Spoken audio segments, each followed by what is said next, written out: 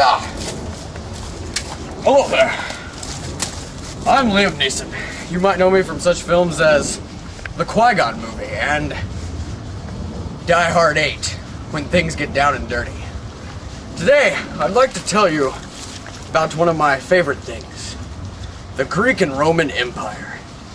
This was one of the first civilizations to successfully merge the works of today and the past in one innovative and creative method of life itself. So join me today as we recreate the moments back in time that set the boundaries for future and America and everything else. Welcome back to ancient Greece.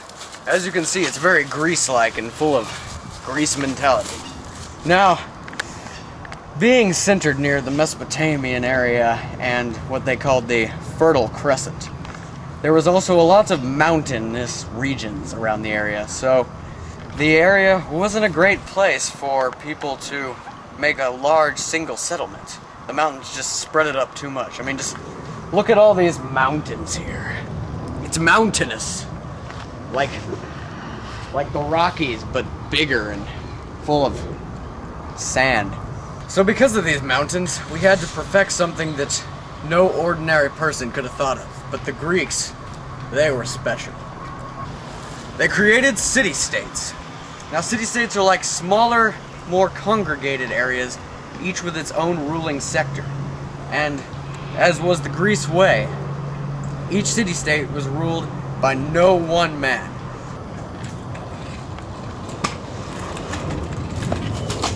Hey there. As you already know, I'm Liam Neeson, but I also have another co-host to help me out through this journey through time. Nice arm there, son.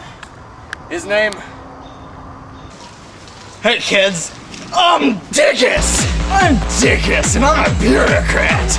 I'm Dickus and I'm a warrior! I'm Dickus on a mailbox! I'm Dickus and I'm driving while talking on my cell phone! I'm Dickus and I'm in a tree! I'm Dickus pretending to be Stevie Wonder! I'm Dickus and I can dunk!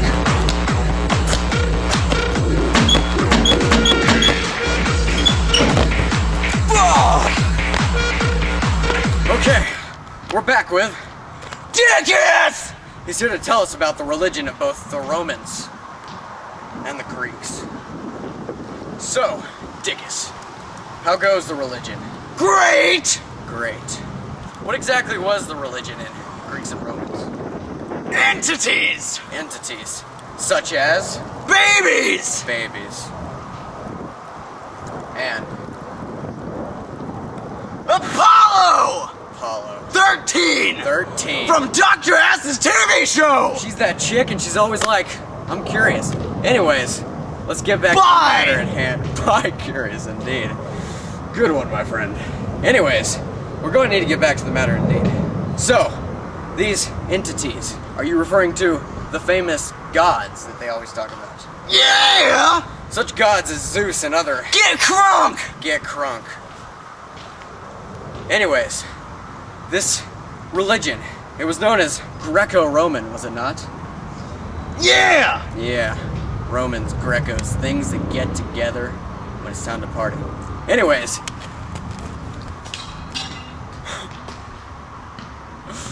indeed, like I said, the Greco-Romans, this belief system surfaced around the gods and how each one played a different role, such as Poseidon, god of the water, and Zeus, lightning king master. You'll see him in the new upcoming film, Clash of Titans, where I play Zeus himself, with a beard. Anyways, it wasn't very influential though, was it? Course not! Of course not. See, they didn't have a very amazing religion they had created up, and it surely didn't go as far as Christianity or Islam, Hindu. So, it may not live on forever, but it definitely had influence on them at the time. To an extent. Definitely! Definitely. We'll see you soon. Welcome back. Fishing was another thing that was very important to the Greeks. Since they were located around the Mediterranean Sea, they were in a perfect area for trade and, of course, fishing. The Greeks fished many fish of different species and colors and varieties and shapes and fish likeness. Basically, they were a fishing community. With the exception of farming, which I'll get back to later, the Greeks basically earned their way of eating by fishing. They would go out far out to sea and hunt even bigger fish, which could last them much longer than the smaller ones near the coast. Fishing was fishing. The second most useful item and work in Greece was farming. Farming provided useful crops such as squash and grapes and olives. Olives could be turned into olive oil, which could be used for cooking and in some cases massages and bathing. Grapes could be turned into wine or eaten simply as the delectable grapes. However, Greece was one known to work hard on the land. Get back to work, boy! Greece people and people of Greece were known to work the land very, very hardly, and in turn cause it to become dry and worn out over just a few hundred years, not to be used again for a very, very long time. This was sad, yet they did increase one exponentially amazing factor. That was the known process of irrigation. As you can see here, this is one of the aqueducts for irrigation on the land. This was one great contribution by the Greeks, is irrigation, which allowed water from far away vast places, such as behind these Greek walls, to be carried out to the rest of the land. And as you can see, grass is already starting to grow. Irrigation was something that would not be seen again for a while. So, when the Greeks introduced it, it was quite a revolutionary thing. Here is one of the Greeks' signature olive oils. It was made by after farming the olives and then fermenting them into a nice fine oil. Different versions of them could be made for cooking, rubbing, and other items such as dipping and ingesting. Olive oil was traded much with other people, considering that the Greeks were pretty much the only ones who farmed the olives at the time. So they could trade to places such as China and India and other faraway places that could use this olive oil and other products such as wine and wheat. Yeah, wheat. In fact, here's a customer right now. Here you go, sir. One thing of olive oil. Oh, we're back. And we're here with Dickus! Dickus is an official from the Great Plains of Athens, Greece. So, Dickens, how exactly does Athens work government-wise?